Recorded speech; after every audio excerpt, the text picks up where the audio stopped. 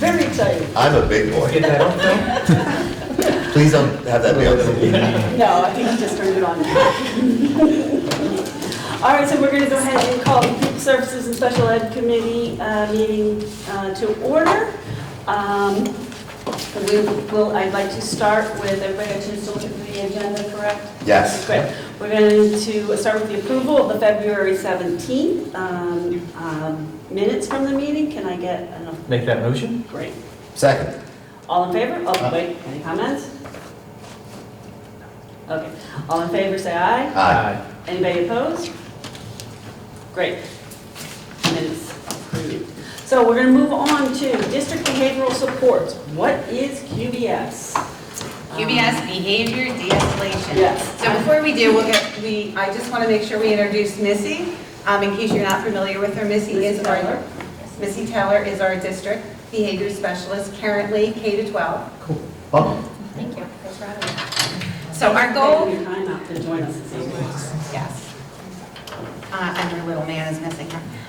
So we're going to talk about behavior, QBS, de-escalation strategies. So this is really everything and anything that we do here in the district to support our kids with behavioral needs, K through 12. We're going to dive into the specific areas. First, we thought we would sort of go back and review. Some of it we have talked about in the past, but we know we have different members, so we thought we would sort of bring up and review a couple of those items. So internally, currently, we have behavior specialist Missy Taylor, who supports K through 12. We have registered behavior technicians, which is better known as another acronym for special ed, RBTs, and you may have heard of them. And then we have, obviously, our special education department, Amy and myself. And then external supports currently for 22-23. We do have a 0.5 BCBA that we had last year, we had this year as well, coming from the MCIU. He works closely, really with a lot of our AS students, some of our other students, and him and Missy work quite closely together. We also have our PATAN consultants, which is the Autism Initiative, and they currently support our K-8 AS programs as well as our MDS program at the high school. And Amy is our internal coach for that program, and they have been supporting us. I think we're finishing up, this will be our second year, and we've worked with them over the years. And then we also have, so you know that we have the school-wide positive behavior support. We now have that at our 3 elementary buildings, and we have a facilitator, so that really supports, I do think. It's really positive behavior support, but it is behavior as well. So we work with somebody from the IU in that area. And then the last one I have listed here, he's actually somebody that deals and works with us. He's a man of many trades, but it's the coordinator from the MCIU as well. So his name is Chris Coberline, and I'm hoping that next month you'll actually be fortunate. I'm hoping, I'm 99% sure I'll be at our April meeting. So Chris has been working for years with our secondary teachers in special ed in the area of transition. And so he's worked with us on post-secondary, so there's some things with PDE and the Bureau of Special Ed that we have, like documentation that we work with our teachers on. He's supported in that area, and really in every fashion of transition. He also works closely, we just finished last month, so he'll review an IEP, for example, from a special ed teacher in middle and high school. And then because the goal of it is really, it's to be supportive. So he will do those one-on-ones. Amy and I do not participate because the goal is to support the teacher. So he works in that area. Chris's history, though, prior to the IU, he was an ES teacher at the secondary level for many, many years in Colonial. So he is currently also working quite closely right now with our middle school ES teacher, where we have a long-term sub there, and supporting teachers there.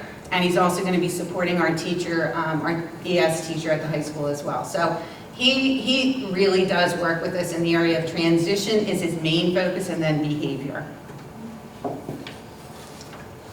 So RBT, Registered Behavior Technician. What is that? What does it mean? What do they do? So an RBT is really, it's a paraprofessional. They're certified in behavior analysis, assisting and servicing students. They started with us formally in the school year of the 1920 school year. But 1920 is when it really almost took the entire school year for them to go through. It's a lot of training. Every one of them got certified. We have a total of 6 RBTs in our district. Tell me if I'm wrong here. So we have 2 at RBTs supporting mainly our AS and our LSES at Hereford.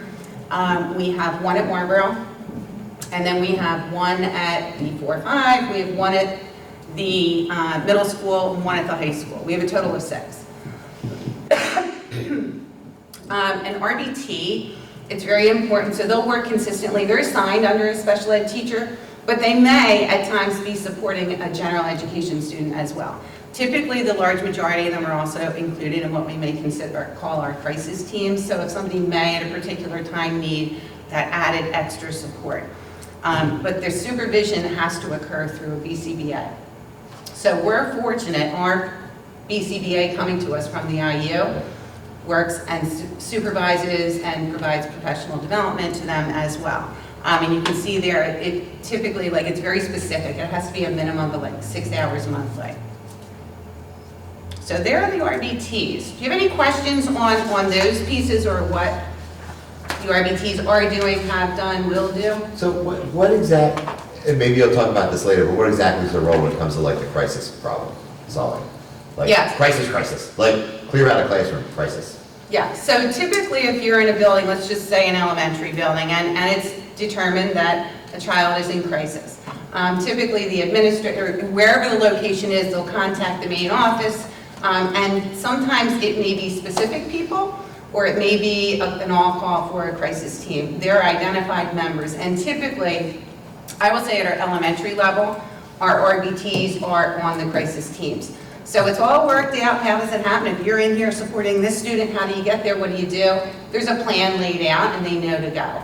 And then they will come to support the student, the team. They're very familiar with what that may look like. Missy might be able to speak a little more to that. Okay. But and Andrea is probably familiar with it too at the secondary level, and myself being an ES teacher for 10 years at the elementary level, very familiar with what that can look like. I don't know if we want to or need to get in specific. Do you have more questions about that? No, I mean, you could, I don't want to distract too much from what it is that you're doing, and I could always come Yeah, back. so they're all QBS trained, so every RBT is QBS trained. So Okay. all the staff that's QBS trained is the staff that's on the crisis team. So Okay. when there's a crisis, the QBS team responds. So they all kind of know what Correct. they're doing. Yeah.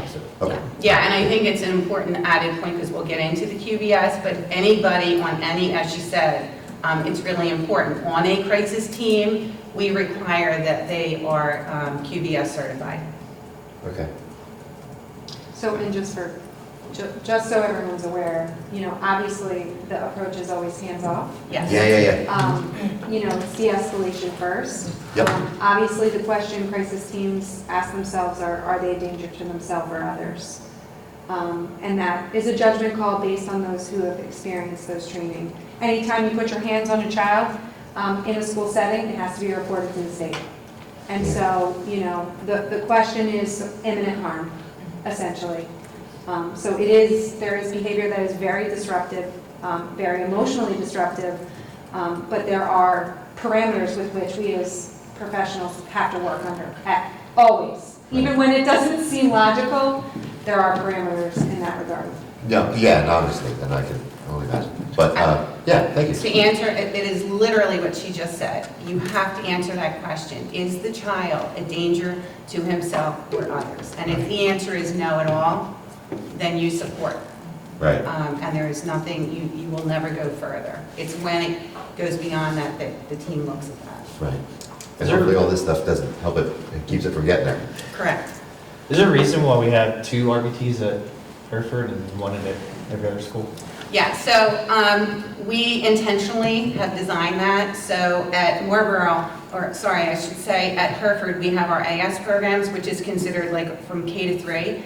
If they would attend there. So as a team, we determine really where we may find a higher need, and we have determined that that is the location of that. But it's also important because we do have the LSES, and just for typical kids, so we do have one stationed at the other buildings as well. Yeah, and it doesn't necessarily mean that they have to be at a certain location at, every year, but Right. we try to intentionally do it to support. Thanks. All right, QBS. And if anybody, I literally had to bring it because we're so filled with acronyms, but I will tell you, QBS stands for Quality Behavioral Solutions, better known as just QBS.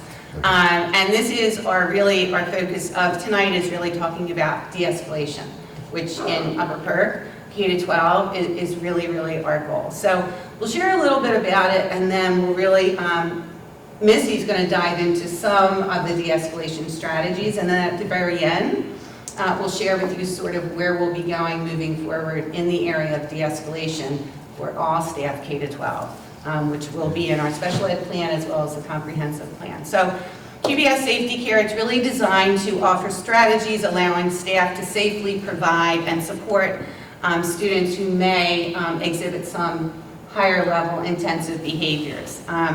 There's certain core principles that QBS looks at, and it's really respect and dignity, and that is critical. Even when you're calling a crisis team, it is always respect and dignity for the child. Use of least restrictive, so in special ed, we talk about least restrictive environment. It's the same thing here when we look at behavior. So that the interventions really that are being used is really the focus is to de-escalate the behavior and not very restrictive to the child. Also, the goal is anywhere, anytime, any place, out on the schoolyard, in the lunchroom, in the classroom. We need to make sure that the de-escalation strategies are available and are occurring across classrooms and buildings. And then really the focus of this QBS is really just, it's evidence-based, research-based, all of that. So obviously we have goals, which we kind of spoke to already as we started this presentation, but we want to create a positive, supportive environment where we're enriching physical and social environment. And again, that's across all places, recess, classrooms, lunchroom, hallways. Teaching functional alternatives to challenging behavior, obviously we need to do that. People need to understand. And we're going to kind of get into all of this as we move through the PowerPoint, but understanding the function of a behavior and also making our approaches functional across all environments. We want to obviously prevent behavior crises whenever possible. We have a lot of students who have positive behavior support plans. Students who aren't special ed have behavior support plans and programs in place. So we're always looking to make sure that we're being proactive, understanding those behavioral needs. So obviously to prevent anything from occurring. We want to manage things safely, which Carol alluded to in the previous slides. Minimize intensity and duration of behaviors. And as we, again, move through the PowerPoint presentation, you're going to see how teams will do that. And then obviously decrease the future likelihood of behavior crises, which, after an incident occurs, teams get together, they regroup, they discuss.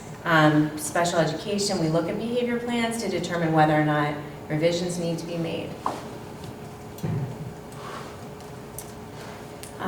And then these are the topics that are included in the QBS program, which again, we're going to dive in a little deeper as we move through the PowerPoint presentation.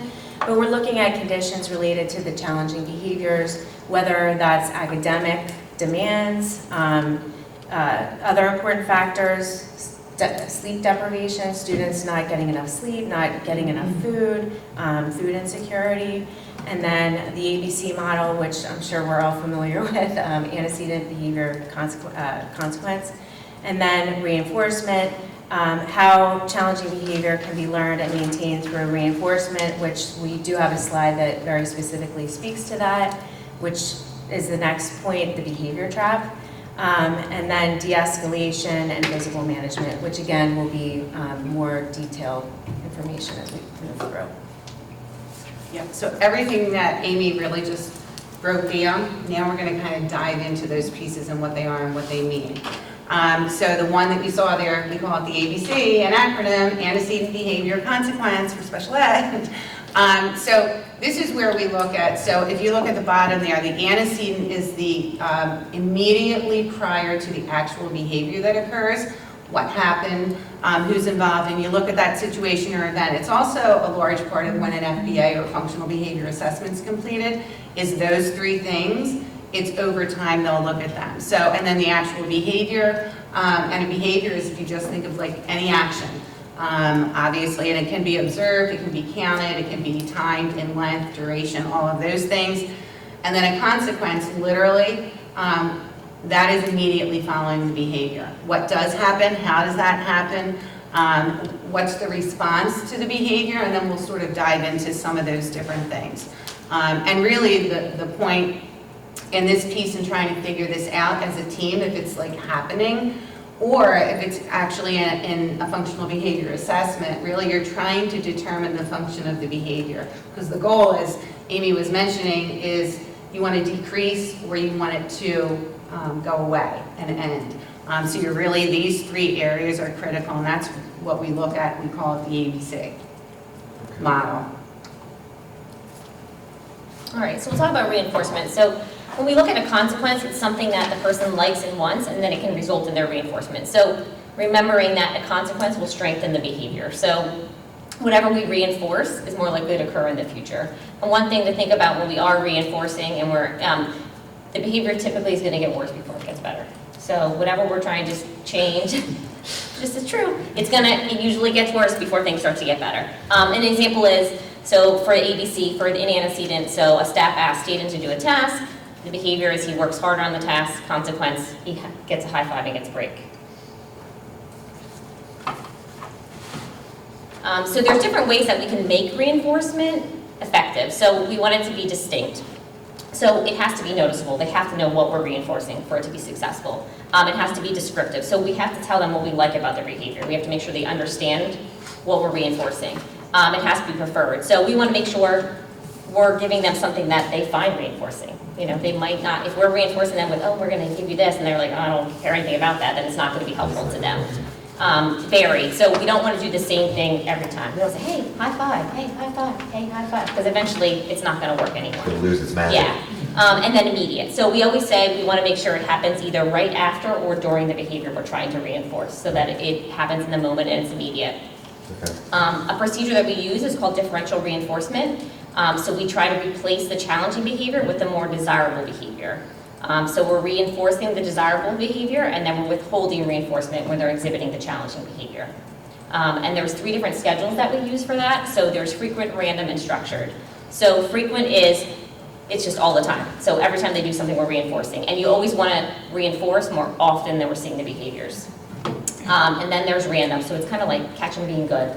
So you don't do it all the time, but when you see them, oh, hey, I like how you're sitting, and then you might go to something else, oh, I love how you're doing that. So just catching them being good to get that reinforcement. Okay. And then the other one would be structured. So some kids might have like a token chart. So they might earn 5 stars and then they get reinforcement. So that would be a structure where they have, and when they get to a certain point, they're reinforced and they know what that point is.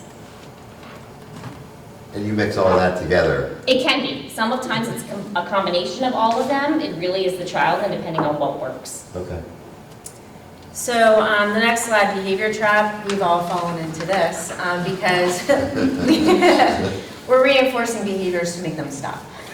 So we have a scenario here where Tanisha's behavior is yelling, and so the staff reinforce her behavior by talking to her and giving her a snack, right? Because they want her to stop, and that's what's going to make the behavior stop.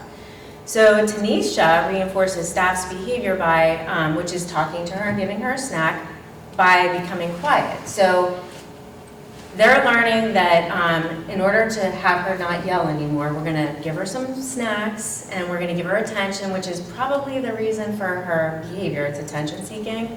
And then Tanisha's learning, if I yell, I'll get attention and a snack. So it's this, you know, it's a trap. So it's a quick fix, it's a Band-Aid, but it's not something that's really going to solve the problem. And the team really needs to dig deeper to see what, and again, we look at ABC, Carol spoke to that slide, and then Missy spoke to reinforcer. So we really need to see what's causing the behavior, what the reinforcers are, and what we need to do as a team to give Tanisha what she needs to, you know, change the behavior.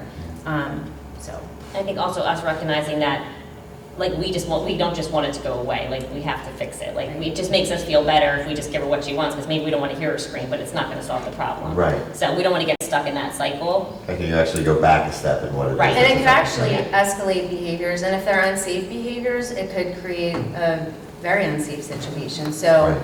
yes, it's a quick fix, and we all fall into that trap, but we do need to really. Here's your look phone, at- Judy, be quiet.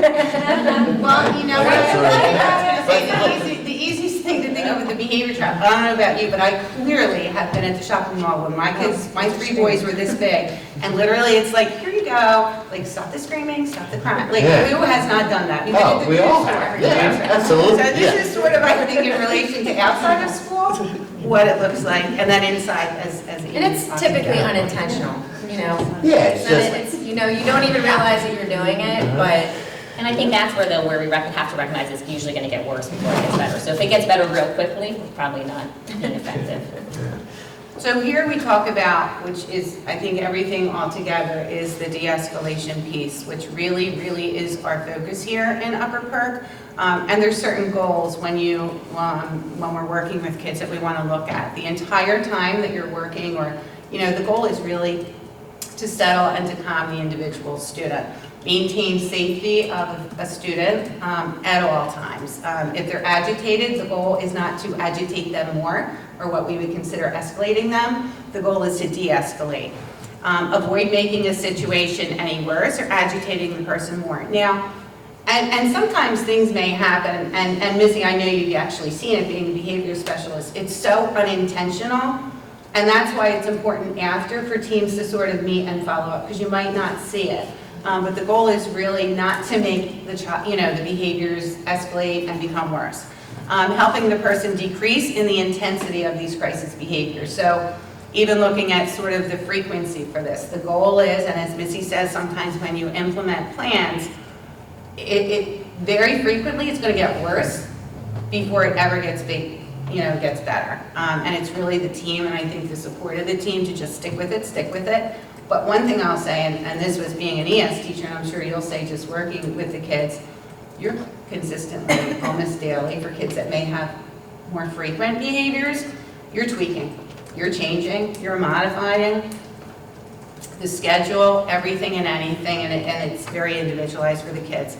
And then really avoid, which Amy had talked about there, and Missy, avoid reinforcing the crisis behaviors, and so that they don't continue to escalate and increase in frequency. So the 3 strategies that we use for de-escalation are help, prompt, and wait. So the first strategy is the help strategy. That's used in the earliest stages of escalation, just because when somebody's highly escalated, we're not going to be saying to them, how can I help you, what do you need? Because they're just not able to communicate that in the moment. So the things they might be trying to communicate to us, they might need attention from us, or they might need attention from a peer. Maybe they need help with a task, but they don't know how to tell us. Maybe they want access to, their Chromebook or an iPad or a game, or they're trying to avoid a task because they don't want to do it. Yeah.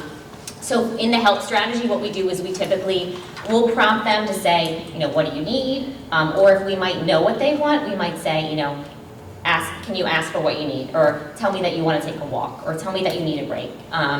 Or it might say, do you need this or do you need this? We may give them some options of what stuff they might need. If it was a student that was nonverbal, we might use, visuals, and have them point to what they need to communicate. But if the goal is really to get them to tell us, we don't want to give them, say, oh, I know you need a break, let me give you a break. We want them to tell us. So prompting them to tell us what they need so that we can help them. And then they kind of learn, to ask for Right, that yep. specific sort of thing. Correct. Okay. So the next strategy is the prompt strategy. So there's 2 ways that we use the prompt strategy. We want to cue them to do something specific. So it's either we prompt an incompatible behavior, so it's something that is opposite of what they're doing. So say they're banging on the table, and we might say, clap your hands, or get up and let's take a walk. So something that's completely opposite of what they're doing. Okay. Or we might prompt them to do a high probability behavior, which is something very quick, very in the moment that they can do. Like, hey, get up and walk with me. Hey, do this. Hey, do this. So you do something to distract, but something very simple. It's not reinforcing, but it gets them out of that, being stuck in that cycle. Some things with the prompt, and even with the help, sometimes we have to switch out staff. when we start those strategies, because the person in the room might have been the one placing a demand. So the student might be angry with that person, so no matter what they say, they're not gonna do it. So sometimes we recognize like, oh, hey, I know that they're mad at me, why don't you try? And then sometimes it's much more successful. So with the prompt strategy thing, is that like, where exactly, is that done like with the kids in the classroom with all the other kids? Is it maybe rolled out to like all the kids, like, hey, everybody clap your hands? No, Or is it, so it's typically with the student who might be escalated. okay, so You this could is. do it as a group and see if that person follows in, like sometimes they model what their peers are doing. Right. So sometimes it may work that way. But this is like the RBT or somebody like working with the kid like in the classroom? Yes. While everybody else is kind of doing their thing, they're like, hey, why don't you put your hands up or something like that? Typically. Okay. So, I mean, the goal is that we have everyone in the district is trained in the first stages of de-escalation. So that, Right. you know, teachers do see little things and see kids start to escalate. They can use these strategies so that stuff doesn't escalate and they can get the kid to regroup and get back on track. Okay, So that is like the plan long-term, which we'll talk about. Okay. But it could happen somewhere else too, like if the kid is somewhere else and we have to prompt, it might happen somewhere else. The last strategy is the wait strategy, and that basically is what it says, we wait them out. It basically, so it actually stands for, when I train the staff, it's why am I talking? So we shouldn't be talking, we're not engaging. That's the adults. The adults, not the kids, yeah, we're not talking. So it's, some kids, you just know that when they're here, they can't hear anything. So we're not Right. asking what they need, we're not prompting them, we're just giving them that time to de-escalate. You know, we might say, when you're ready, let me know. And then we'll just wait. And we'll just give them that time. And they might say like, leave me alone. Again, that's our cue, they need time, we need to wait. And then sometimes people will say, well, how long do you wait? Well, it could be a couple minutes, it could be an hour. It just depends on. where does that waiting happen then too, right? So Like- typically when a student's in this situation where we are using the wait strategy, they might be in an alternative location. Maybe we said, hey, let's go, you know, down to this room. So we might be down somewhere in a Right, the different room with like location. the swing and the little comfy. Sensory sit room on. sometimes, Yeah. yep. Sometimes we might go down to the office, you know, sometimes we might go, if they're a special ed student, back to the special ed room and say, let's go back, you know, to your teacher's room and we'll calm down there. So it really kind of depends on how escalated they are before the process starts. And also, I guess, like knowing the student too. Like if Right. he's a flight risk, I'm not gonna take him outside. Right. Let's get some fresh air, Right. Robbie. You know? Right. Any questions with those types of strategies? Or, which is part of the training for people that go through the full certification. So really just in the areas of de-escalation, some of the important points we think is very important to talk about and to remember is it is very unlikely, and it's important for individuals or staff to know that typically in one step, that a very agitated person will just calm down. And I think the importance is also being aware of that, and it's okay. Starting with a strategy that and we talked about, you know, Missy talked about the 3 different types of strategies, using one, using both, using all 3, and notice how they went, like you can come back and forth between the helped and the prompt, you may use them all, you may use none, you may use one. So it's just to understand that and really to see the student in front of you and what you think might work best. Clearly, if you're using one of those strategies and you're seeing that it's not working, it's probably wise to, if you're with a team or just yourself, to maybe try something else, maybe just the wait strategy, or something else that may be more effective. We talk about, it's really important, and I think this will be the piece when we talk about moving forward in de-escalation in the district and with our staff, is rapport building. Rapport building with these students and these kids that may or may not have a frequency of increased behaviors, or just a student who may have a sporadic behavior. Rapport building is really important. The important thing, though, to remember is that should consistently occur before and occur after. We just have to determine when is that time to sort of bring that if a student is escalated. But it's clearly likely not the time when they're escalated to try and attempt to build a rapport with the student. So you just have to think about that. And then for an agitated, and Missy talked about this, the wait piece, I think. Do not rush an agitated, escalated individual. Again, it's less likely. And again, if they're that escalated, they're not hearing anything you're saying anyway. So if the goal is to resolve and move forward, you have to really determine when the best time to have that communication could be. what did you say that was, Hal? The Weight? the weight. Why am I talking? Why am I talking? So minimize your words and keep all communication simple and brief. good. That's when we have that escalated individual in front of us. And then I think, and we do that in CAPS, being aware of your own emotional behavior.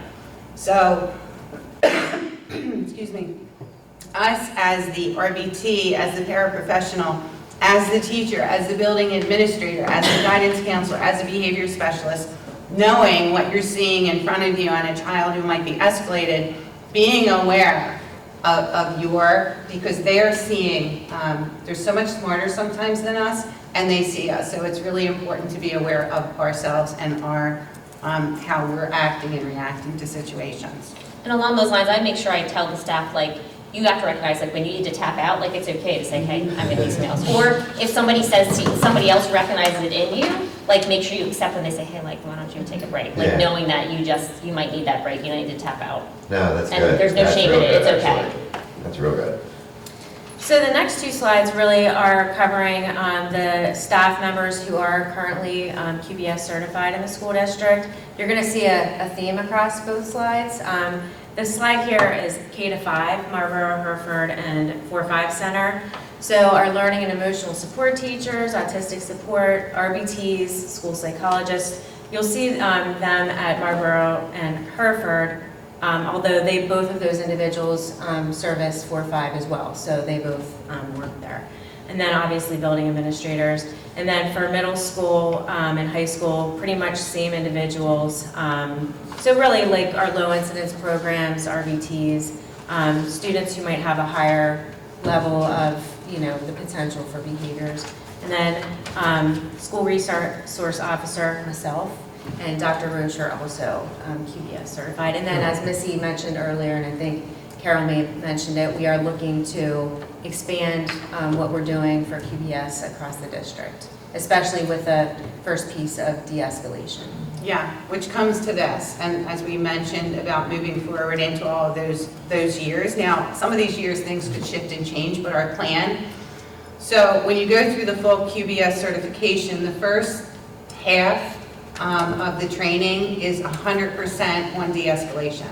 And so, as we all feel strongly as a district, is there anybody that works in the district that this wouldn't benefit? So we've really decided, and we're being intentional about that for professional development. This is all staff. So right there, looking at 22, 23, our K-3 staff, gen ed, special ed, paraprofessionals, everybody at those buildings going through the de-escalation professional development. And then you can sort of see what it looks like. And the reason, and some of this could shift and change. We would love to say that K-12 will have this done in 22, 23, but realistically, just because of the other needs. But this is really the plan that all individuals are trained in de-escalation. Number one, I think for gen ed, special ed, it's just in a classroom situation, it's just great classroom management.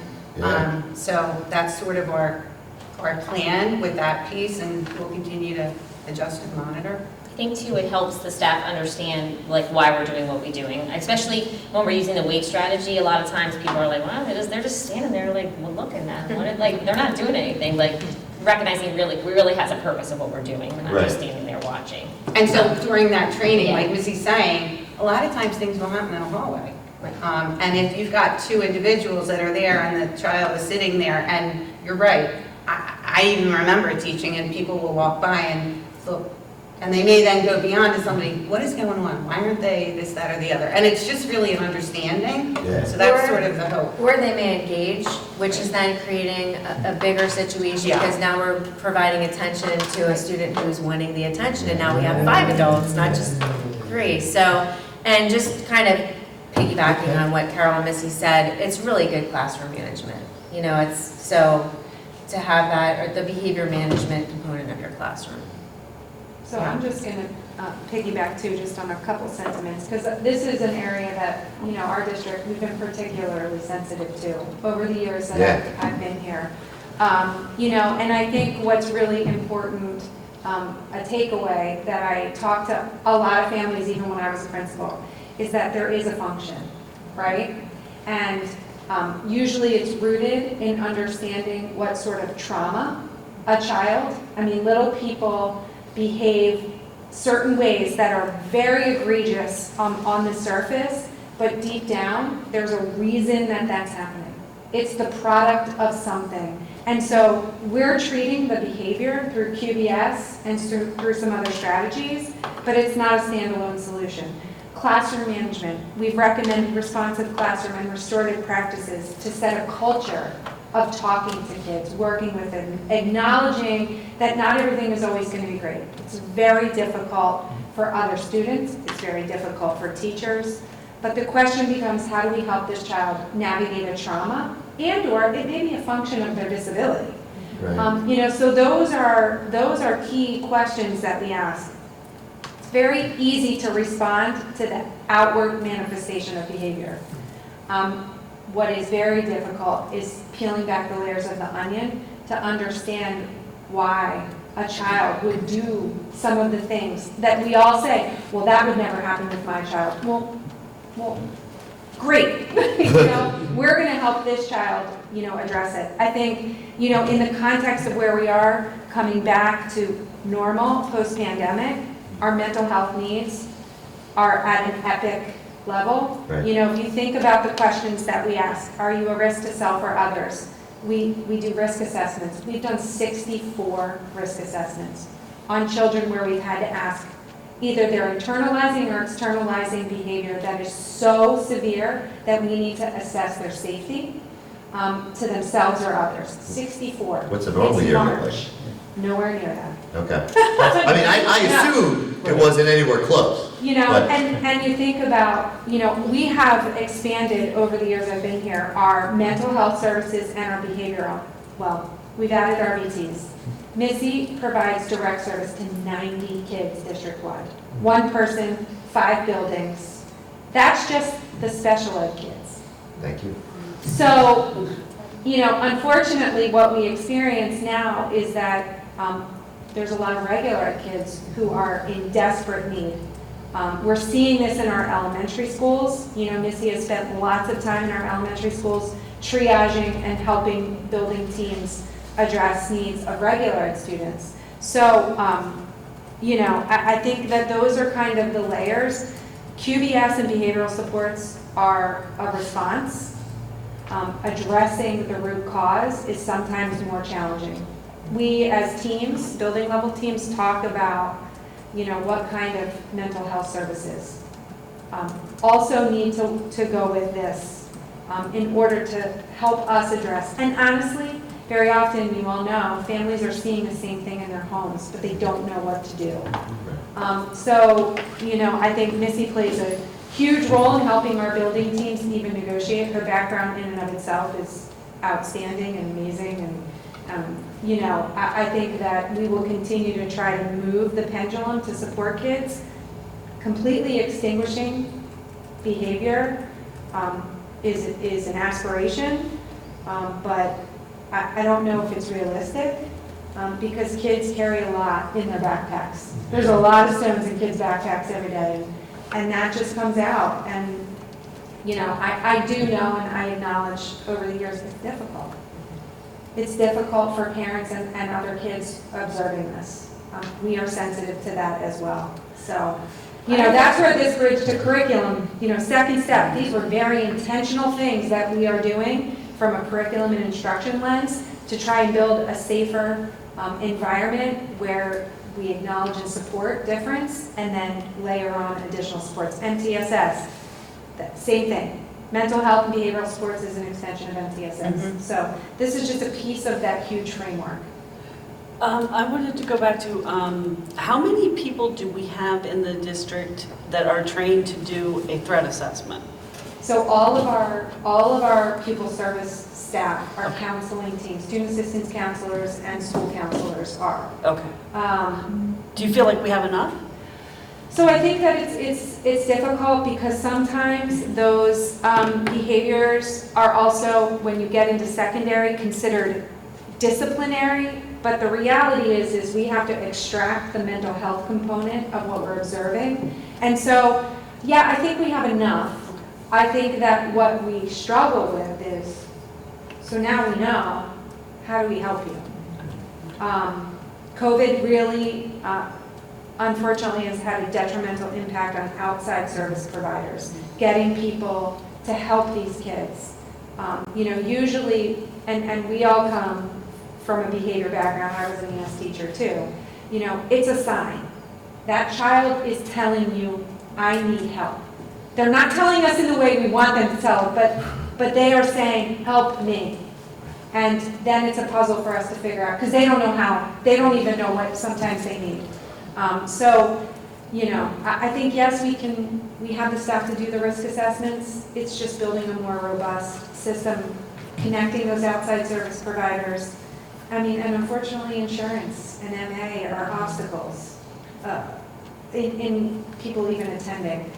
And sometimes we'll refer right to the hospital. Yep. Because we can hopefully expedite and cut out some of the red tape to get kids services.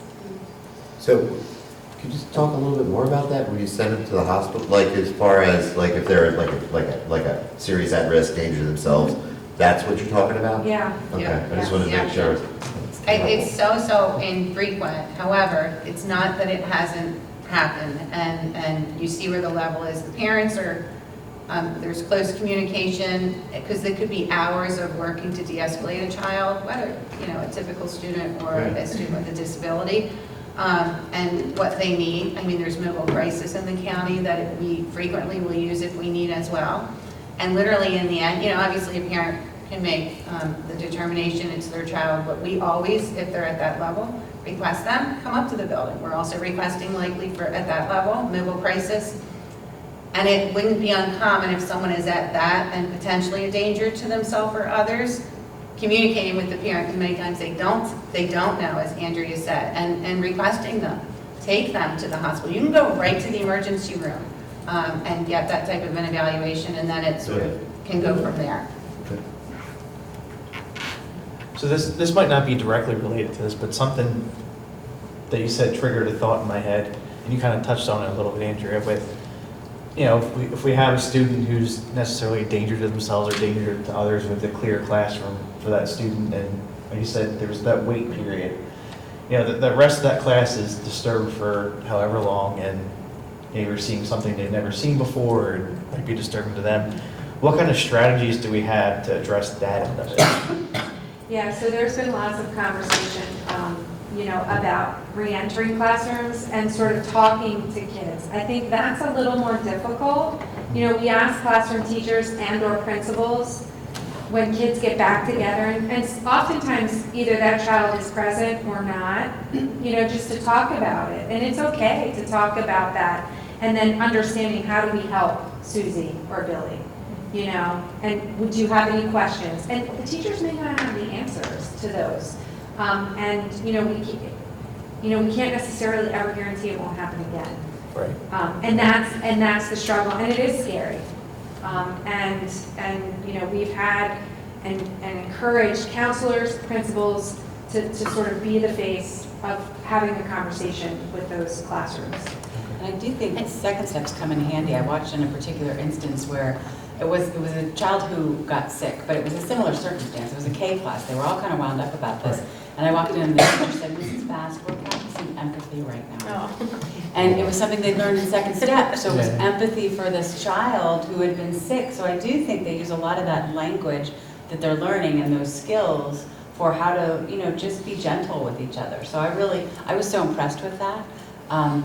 She was just capitalizing on something that had happened and using it as a teachable moment with skills they'd already heard through second step. Can I just also add something, to that? I will also say, and I think working with kids in the areas of behavior, I'm going to say 9 out of 10 students, maybe 10 out of 10 students, when we have a student who may be escalated, or it may have started in the classroom, and then we'll typically, support so those kids can leave the room. But kids are so supportive, almost just naturally. I think a lot of times it's us, the adults, that hold on to it a lot more, and the kids are just so resilient and they're willing, and the next day, they're playing with a student that may have had behaviors that they saw. So I think that is, I have for years, I think kids are very resilient with that, and it's really more of the working with the adults, I think, sometimes. I don't know if you want to answer that. Well, I was just going to say, I've had a couple teachers where they've used like a code word for they had to evacuate, but it's not, they haven't taught the kids like it's because of behavior we're evacuating, just it was a term they used in general. And I had a teacher, I think her word was popcorn, and she had to use it one day, and the kid, nobody just questioned. Kids got up, they left, and that was just, and it was just something she taught them. Hey, if I ever say this word, it means we're all going to get up and go. But didn't say, we didn't address the student with behavior. It's just to everybody that this is what this means and this is what we're going to do. And then they came back and talked about it afterwards, but it worked flawlessly, and so. And I will say, it is a struggle even for families to understand levels of care, and what the school can provide, and then, how they can access other resources for mental and behavioral health. I mean, it is not an easy way to navigate for families. It is so challenging. Well, I think there's a lot of, like, oh my gosh, it can't be my kid, but there's also like, oh my gosh, my kid, and it's this, because it's your kid. So, like, I've sat up here and listened to people get like upset about things, and you're like, oh my gosh, but it's their kid. So almost all kind of bets are off. So in trying to convey the information to them in a way that lets you know that you're trying to help them and support them, and more importantly, support and help the kid. It's challenging, no doubt about it. And navigating it because kids have rights. Yeah. And it's navigating, getting them resources and help that they need, making sure the environment is safe, while maintaining their right to an education. And so, these restrictive environments, that's, faith, there's a lot into it, and certainly it's not always easy. But I think what we want parents to know is that if you feel like you're having a child in need and you want help, we can advocate. We do have conversations. We do outreach. We may have a phone number that is for the right person for you and your family. That's because it does take home and school in order to help a lot of these kids. There's no question. Absolutely. So in regards to your plan for the QBS, I think that we would all here, I think I can speak for all of us to say that we would greatly support that. In fact, I would say not just the teachers, but all staff, all the way down to custodians. Because, they see kids in the hallway, cafeteria staff definitely can see behaviors because, as you all know, the cafeteria, with as loud as it can be and everything, can definitely be a trigger.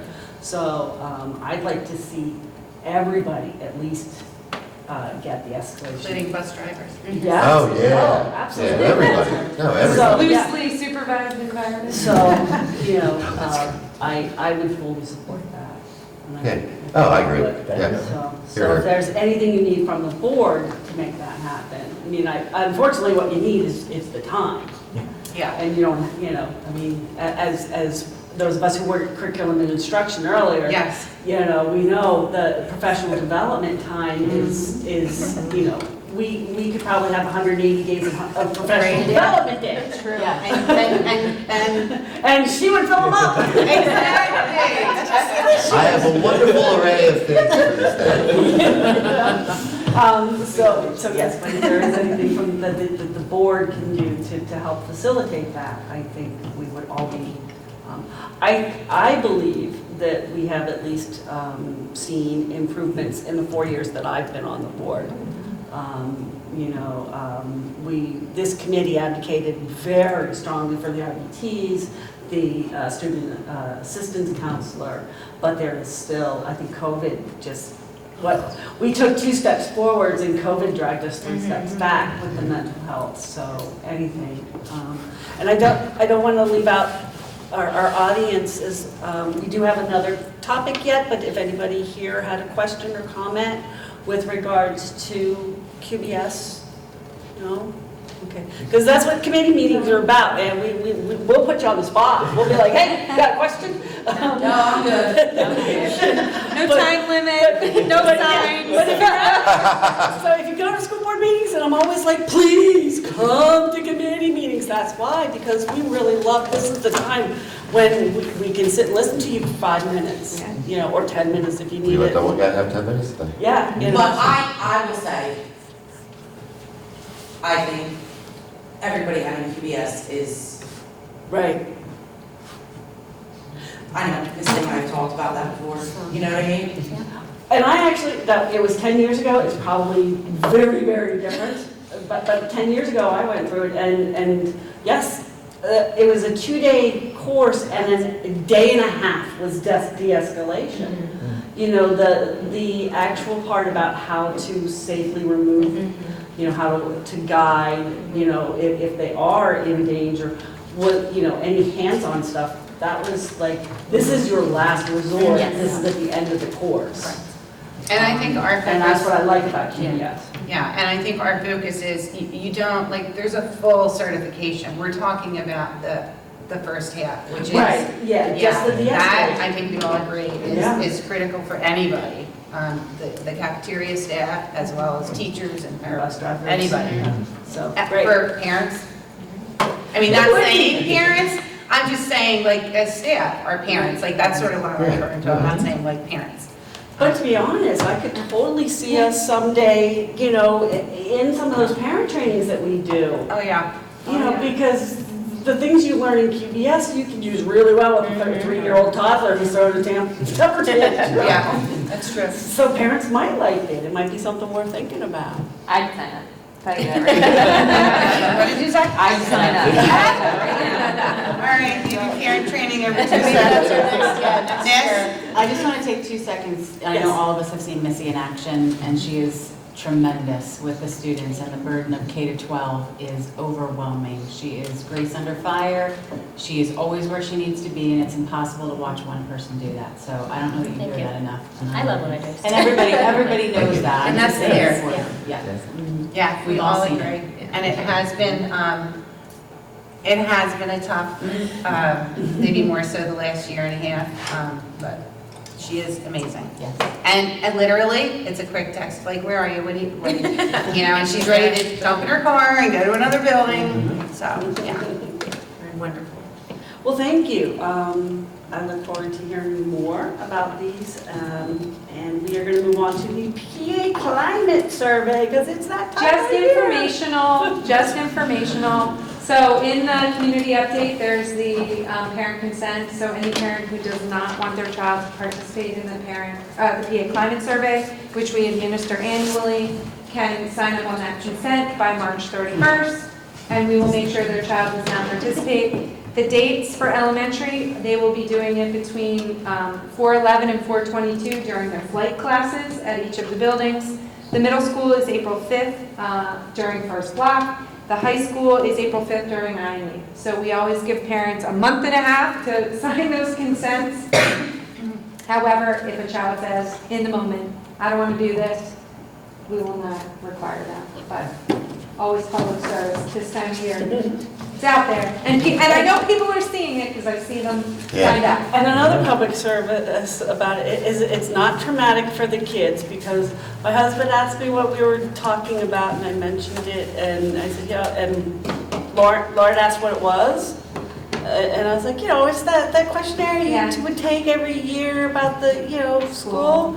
Just like, I don't even remember that. Yeah, it's 35 multiple choice questions. It's like you probably took You 12 can, years. you can check out the questions. You know, it's about school safety, it's about school belonging, it's about how kids feel about their friends and their friendships. But definitely not traumatic. I don't know, my kids are missing flight, they're not gonna be happy. Yeah, well, I mean, that was, well, I know. Yeah, just have When to when phrase they something. offered up flight, I was like, really? And parents also. So we also send out parent surveys, so that'll go directly from each principal to each building, so parents can send it out. And we will put a community survey up for people who do not have children in the district, but want to complete it. Okay. So, and we present those in September. It's always a good meeting. It can be an emotional meeting, though, when you Yeah. hear some of the answers, I'm Yeah. gonna warn you. Yeah. And we have PACE this September too, Yeah, so so might be a double we meeting. have that to look forward to. Judy? Anybody? Just, I'm totally acting dumb. I have no idea what that is. Can you just explain it? I apologize. Sure. So the PA Climate Survey is, it assesses the school climate and culture. Okay. And so it's given in grades 3 through 12, and there are a series of questions, but ultimately some of it, and they're tailored by level in terms of the questions. So obviously our elementary kids get a much more scaled down version, but it's a question like, do I feel safe in school? Okay. You know, and that question actually runs all the way through to 12th grade. But it says, you know, can I resolve a conflict? Am I a good friend? You know, am I a good problem solver? Do my teachers support me? And so it really is tailored for us. I use this information to write grants in order to get student services ultimately, and or equipment to enhance school safety. We present the data. It's pretty simplistic. Actually, we'll be able to look now for the last 4 years.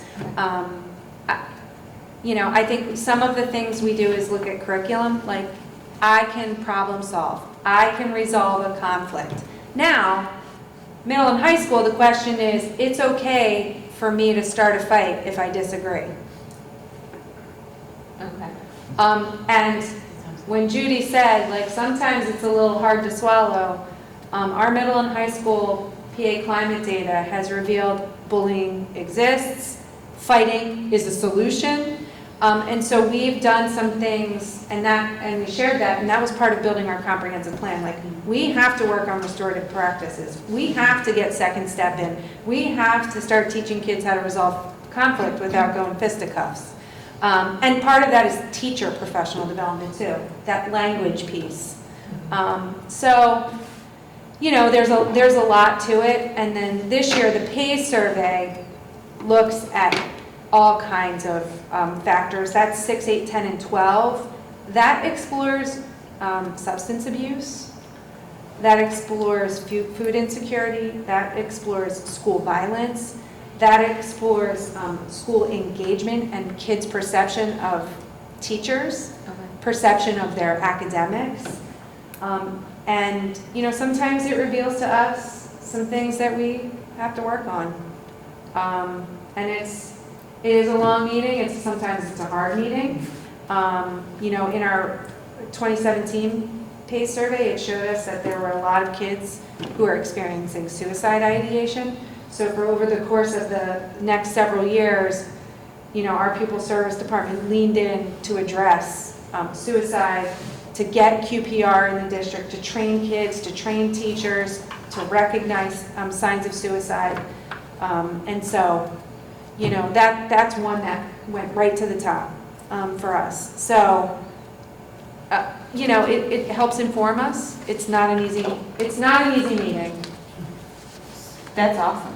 Can I ask, is this every 3 years this gets done, every 4 years? So the PA Climate Survey is every single year. Good, okay. So we do it in the spring of every year. The PACE survey is every 2 years, and we always do that in the fall. So the kids, now the same applies, you don't have to take it, you can, you know, parents can consent or not. And then we get the results back from that in May. So we do it collectively at the beginning of the year. So every 2 years I present on PACE, every single year I present on PA Climate. Okay.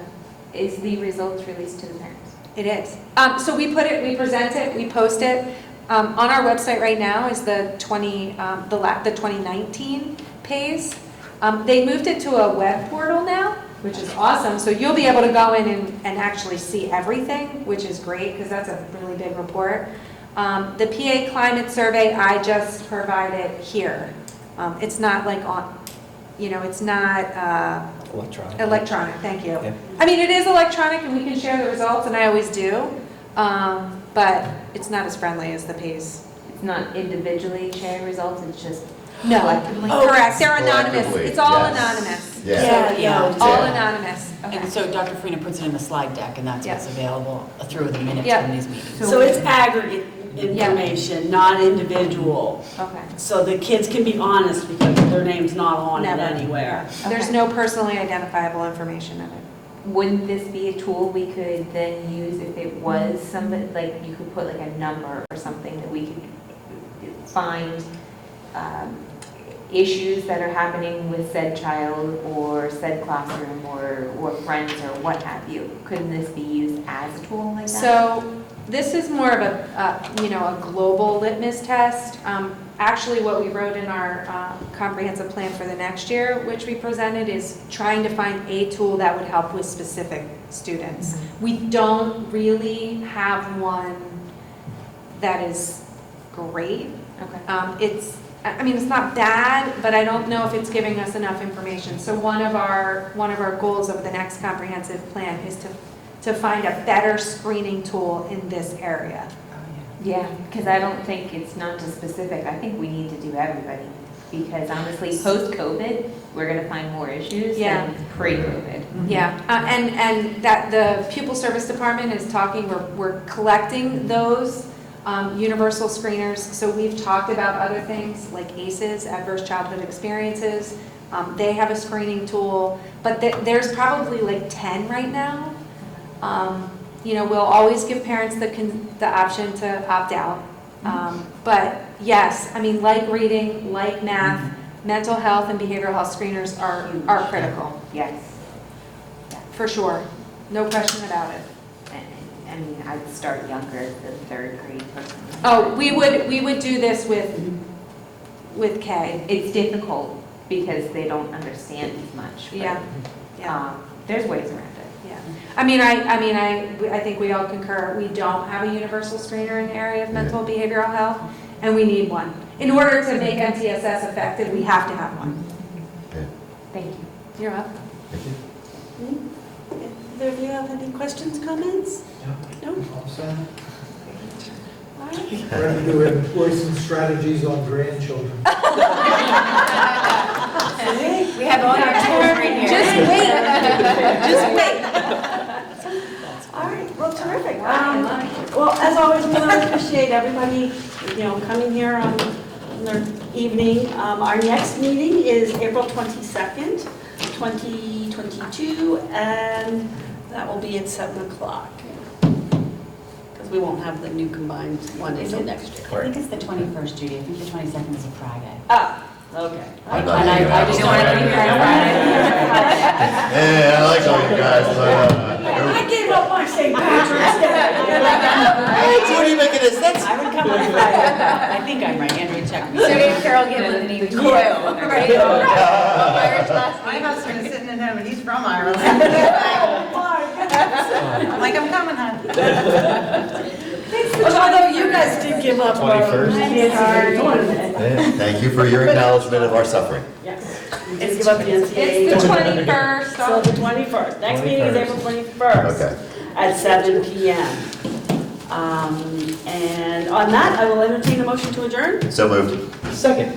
All in favor? Wait, Discussion. Discussion. Yes. Does anybody have a discussion? I'm looking forward to this vote. Just kidding. All in favor? Aye. Opposed?